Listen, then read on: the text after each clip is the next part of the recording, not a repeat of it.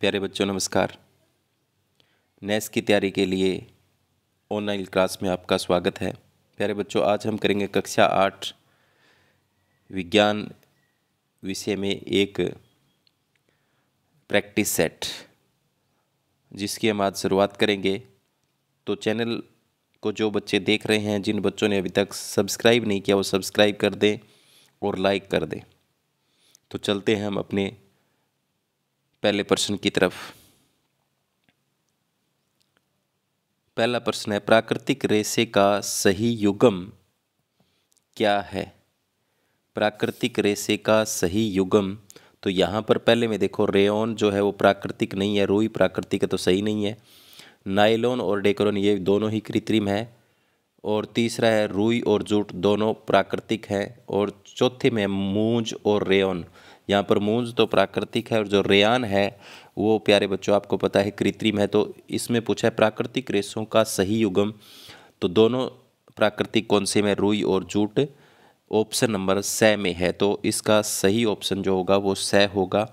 आगे, टेरिकोट किन दो रेशों से मिलकर बना होता है? तो प्यारे बच्चों, टेरी से मतलब टेरिलीन, टेरी से मतलब टेरिलीन और कोट से मतलब कॉटन।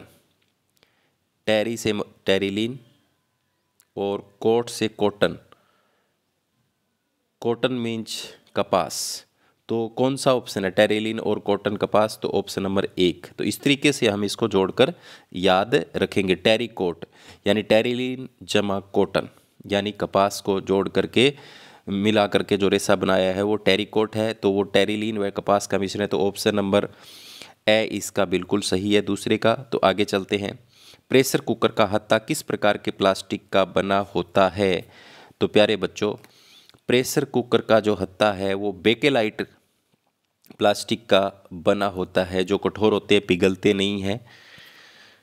आगे, पटाखे छोड़ते समय रेणु के कपड़ों में अचानक आग लग गई, उसके कपड़े पिघल कर शरीर से चिपक गए, तो पटाखे तो उसके कपड़े किस प्रकार के रेशों से बने हैं? तो प्यारे बच्चों, जो आग पकड़कर पिघल जाते हैं वो कृत्रिम रेशों से मिलकर बने होते हैं। इसीलिए कहा जाता है प्रयोगशाला में और रसोई घर में कृत्रिम रेशों से बने कपड़े नहीं पहनने चाहिए। तो ऑप्शन नंबर 4 का क्या हो जाएगा, ए यहाँ पर बिल्कुल सही हो जाएगा। आगे, राकेश को उसकी माँ ने गर्मियों में सूती कपड़े पहनने की सलाह दी। आपकी राय में इसका क्या कारण हो सकता है? सूती कपड़े जल्दी धुल जाते हैं, सूती कपड़े जल्दी सूख जाते हैं, सूती कपड़े हल्के होते हैं, सूती कपड़े गर्मी में पसीना सोख लेते हैं। तो प्यारे बच्चों, सूती कपड़े जो होते हैं वो गर्मी में पसीना जल्दी सोख लेते हैं, इसके कारण से इसका option number the right answer है। आगे, घड़ी साज घड़ी सुधारने में किस लेंस का प्रयोग करते हैं? तो प्यारे बच्चों, घड़ी के जो पुर्जे होते हैं वो छोटे छोटे होते हैं, उनको देखने के लिए एक हमें आवर्धक लेंस की आवश्यकता होती है। और आवर्धक लेंस जो होता है वो कौन सा होता है आपका? उत्तल लेंस होता है। तो ऑप्शन नंबर ए इसका बिल्कुल सही है। आगे चलते हैं। रमेश की दादी को न पास की वस्तु स्पष्ट दिखाई देती है और न दूर की वस्तु, तो बताइए किस प्रकार का दोष है रमेश की दादी को? तो प्यारे बच्चों, रमेश की दादी जो है उसकी उम्र ज़्यादा हो गई है, तो उम्र ज़्यादा होने के कारण जो दोनों प्रकार के दोष उसमें आगे उसे कहते हैं जरा दृष्टि दोष। उम्र के साथ पर्यावरण में वायु का संगठन संतुलित बना रहता है, इस कथन की पुष्टि में उपयुक्त कथन तर्क है। ज्वालामुखी के फटने से, जंगल में आग लगने से, प्रकृति में जंतु वनस्पति के प्रसार आदान प्रदान से, कल कारखानों वाहनों व निर्माण कार्यों निरंतर बढ़ोतरी से। तो प्यारे बच्चों, जो 8वां जो है उसका कौन सा ऑप्शन आपका सही होगा? ऑप्शन नंबर स सही होगा। प्रकृति में जंतु और वनस्पति में परस्पर आदान प्रदान होता है गैसों का, जिससे संतुलन बना रहता है। जैसे ऑक्सीजन गैस जो है वो वायुमंडल में 21% पाई जाती है। तो पौधे क्या काम करते हैं? प्रकाश संश्लेषण क्रिया द्वारा भोजन बनाते हैं, ऑक्सीजन गैस छोड़ते हैं। और हम क्या करते हैं, जंतु क्या करते हैं, उसको सांस द्वारा अंदर लेते हैं और CO2 छोड़ते हैं, उस CO2 को पौधे उपयोग में ले लेते हैं। इस तरह से आदान प्रदान से क्या है, संतुलन बना रहता है। तो ऑप्शन नंबर सी इसका बिल्कुल सही है। आगे चलते हैं। निम्नलिखित चित्र को देखकर बताएं कि वायुमंडल में सबसे अधिक मात्रा में कौन सी गैस पाई जाती है? तो प्यारे बच्चों, इस चित्र को देखकर आप समझ गए होंगे यहाँ पर ये कौन सी गैस सबसे ज़्यादा है। नाइट्रोजन गैस सबसे ज़्यादा है। और बता भी देता हूँ कितने प्रतिशत पाई जाती है। 78% पाई जाती है। तो ऑप्शन नंबर 9 में का ब बिल्कुल सही है। आगे चलते हैं। यह चित्र किस प्राकृतिक परिघटना को प्रदर्शित करता है? तो प्यारे बच्चों, आप इसको देखकर ही समझ गए होंगे, ये एक ऐसी कीप जैसी आकृति का नज़र आ रहा है। तो कीप के आकार के बादल या जिसको कहते हैं टोर्नेडो, तो ऑप्शन नंबर ए इसका सही है। ये आपके 7वीं क्लास का प्रश्न है, 7वीं क्लास के उसमें है प्राकृतिक आपदाओं वाले में से। आगे, हमारी जीवन शैली पर्यावरण मित्र जैसी होनी चाहिए ताकि पर्यावरण को क्षति ना पहुंचे। इसके लिए आप क्या प्रयास करेंगे? तो आप प्यारे बच्चों क्या प्रयास कर सकते हो? जैव अपघटनीय उत्पादों का अधिकतम उपयोग, पुनः चक्रण योग्य पदार्थों का उपयोग, प्राकृतिक संसाधनों का सीमित व सीमित उपयोग। तीनों ही जो पॉइंट हैं वो बिल्कुल सही हैं। तो यहाँ पर ऑप्शन नंबर कौन सा सही आ जाएगा? चौथा द उपयुक्त सभी आ जाएगा। हम जैव अपघटनीय उत्पादों का अधिकतम उपयोग करें, पुनः चक्रण योग्य पदार्थों का उपयोग करें, प्राकृतिक संसाधनों का सीमित प्रयोग करें, तो उससे हम पर्यावरण को क्षति होने से बचा सकते हैं। तो उपरोक्त सभी। आगे, पर्यावरण संरक्षण के लिए राजस्थान में किए गए प्रयास निम्नलिखित में से क्या है?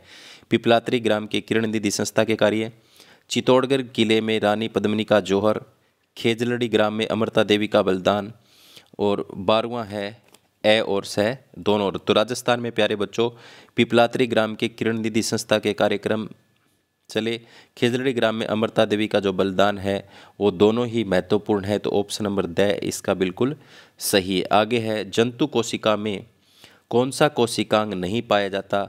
माइटोकॉन्ड्रिया, हरित लवक, राइबोसोम, रिक्तिका। तो प्यारे बच्चों, जंतु कोशिका में हरित लवक नहीं पाया जाता, ये पादप कोशिका में पाया जाता है जिसकी उपस्थिति में प्रकाश संश्लेषण क्रिया होती है, पत्तियों में पाया जाता है। तो इसके हिसाब से ऑप्शन नंबर ब 13 का बिल्कुल सही है। आगे 14, राजस्थान के प्रसिद्ध व्यंजन दाल बाटी में निम्न में से कौन कौन से भोजन अवयव क्रमशः स्थित हैं? तो दाल और बाटी में निम्न में से कौन से भोजन अवयव उपस्थित हैं? तो प्यारे बच्चों, दाल बाटी में ऑप्शन नंबर ए प्रोटीन और कार्बोहाइड्रेट उपस्थित हैं। आगे है, भोजन में उच्च रेफेज प्राप्त करने के लिए किसका सेवन करना चाहिए? छिलके वाली दाल का, आटे की चोकर का, छिलके के सहित फल। उपरोक्त सभी में ही क्या होता है? रेसे होते हैं। तो छिलके वाली दाल भी खा सकते हैं हम, आटे के चोकर को भी, और छिलके सहित फल। उपरोक्त सभी में रेसे होते हैं। रेसेदार जो भोजन होता है वो क्या करता है? पचे हुए भोजन को शरीर से बाहर निकालने में हमारी सहायता करता है। प्रार्थना सभा में कविता को अचानक चक्कर आ गए, आप उसे क्या खाने को कहेंगे? चिप्स, कुरकुरे, एवं दोनों ग्लूकोज में के बिस्कुट। तो प्यारे बच्चों, हम उसे चिप्स और कुरकुरे खाने की सलाह नहीं देंगे, एवं दोनों नहीं देंगे, क्योंकि ग्लूकोज के बिस्कुट खाने की उसको सलाह देंगे ताकि उसको एनर्जी मिले। आगे है, निम्न में से मसाले का सही उगम क्या है? हल्दी, लौंग, सौंफ, मूंगफली, काली मिर्च, तिल, मिर्च, मूंगफली। तो प्यारे बच्चों, अब यहाँ पर देख कर आप समझ गए होगा मसाले दोनों कौन से में, हल्दी और लौंग दोनों मसाले में आते हैं। तो ऑप्शन नंबर ए बिल्कुल यहाँ पर सही है। आगे, श्याम के हाथ से अचानक कांच का गिलास गिरकर टुकड़े टुकड़े हो गए, कांच का कौन सा गुणधर्म है जिसके कारण कांच जो है उसके टुकड़े टुकड़े हो गए? तो यहाँ पर कांच जो होता है वो भंगूर होता है। तो ऑप्शन नंबर सी इसका बिल्कुल सही है। आगे, निम्नलिखित में से कौन से अंडज जंतुओं के समूह को पहचानिए? गिलहरी, गाय, तोता, मैना, छिपकली, मेंढक, कबूतर, तोता, घोड़ा, सांप, मछली, भैंस। तो यहाँ पहले में देखो, गाय जो है वो गलत दे रखा है, मैना, छिपकली, मेंढक, कबूतर, तोता, घोड़ा, यहाँ घोड़ा गलत दे रखा है, यहाँ गाय गलत दे रखा है, यहाँ भैंस गलत दे रखा है। तो एक ऑप्शन कौन सा बच गया? ऑप्शन नंबर ब बच गया आपका 19 का बिल्कुल सही है। आगे 20 का, कौन सी अ धातु विद्युत व ऊष्मा की सुचालक होती है?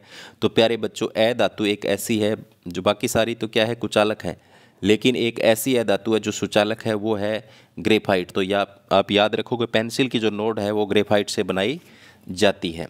यह कार्बन का एक अपरूप भी है। सोनू ने अपना स्वेटर जैसे ही उतारा उसके बाल खड़े हो गए, ऐसा किस बल के कारण होता है? तो प्यारे बच्चों, चुंबकीय बल, स्थिर विद्युत बल, घर्षण बल, पेशीय बल। तो ये होता है आवेशन के कारण, स्थिर विद्युत बल के कारण। हमारी आंख में कौन सा लेंस होता है? उत्तल लेंस, अवतल लेंस, अवयव दोनों, इनमें से कोई नहीं। तो प्यारे बच्चों, हमारी आंख में जो लेंस होता है वो उत्तल लेंस होता है। कैसा लेंस होता है? उत्तल। ऐसा लेंस जो बीच में से पतला हुआ किनारों से मोटा होता है वो कौन सा होता है? तो ऐसा लेंस उत्तल होता है, इस प्रकार का। ठीक है।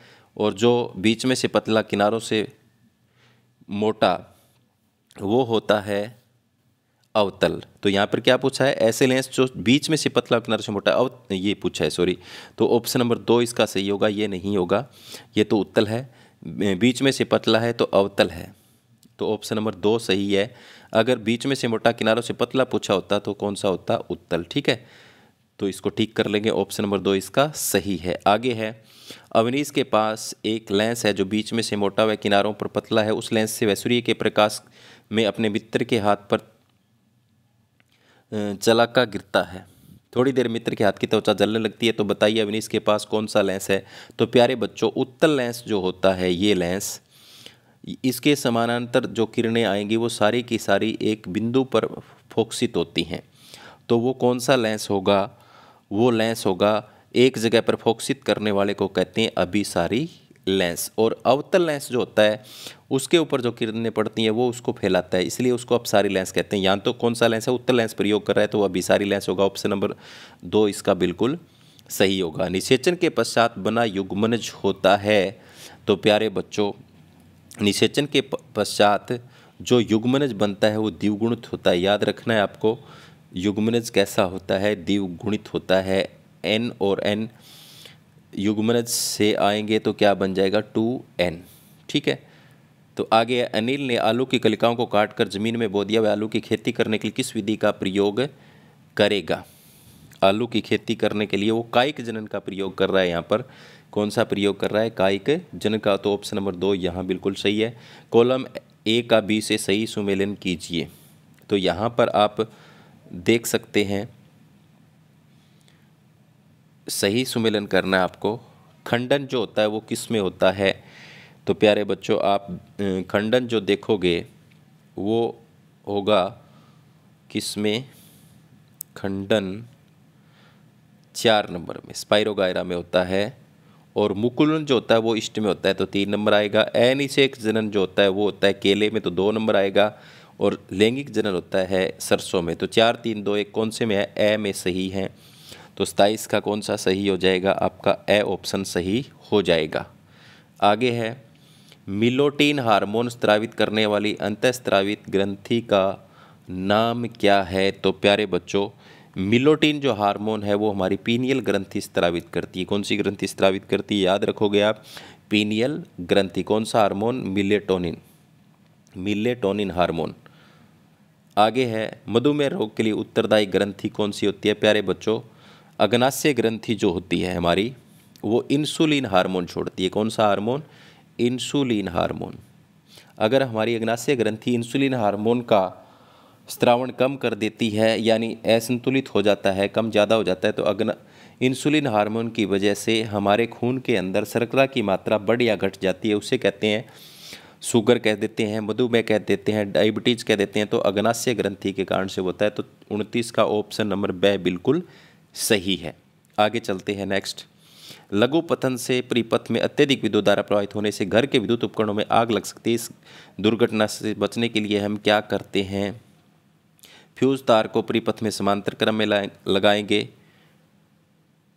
नहीं लगा सकते। फ्यूज तार को परिपथ में श्रेणी क्रम में लगाएंगे, श्रेणी क्रम में लगाएंगे, यानी जिससे क्या होगा, अगर लाइट हमारे घर की ज़्यादा हो जाएगी तो हमारा फ्यूज जो है वो पिघल करके टूट जाएगा, पिघल जाएगा, टूट जाएगा और घर के उपकरणों की लाइट है वो कट जाती है। तो हमारे उपकरण जो है वो ख़राब होने से, जलने से बच जाते हैं। तो प्यारे बच्चों, ये थे आज के 30 महत्वपूर्ण MCQ जो कि आपके नेक्स्ट एग्ज़ाम के लिए महत्वपूर्ण रहने वाले हैं।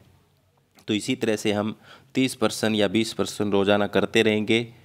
और ये जो आपका एग्ज़ाम अभी एक प्रैक्टिस एग्ज़ाम 28 अक्टूबर को होना है और उसके बाद 12 नवंबर को होना है। तो डेली हम 20 या 30% करेंगे। तो इस तरीके से आपकी तैयारी हो जाएगी। तो प्यारे बच्चों, आज की क्लास इतनी ही। उम्मीद करता हूँ कि समझ में आई होगी। धन्यवाद।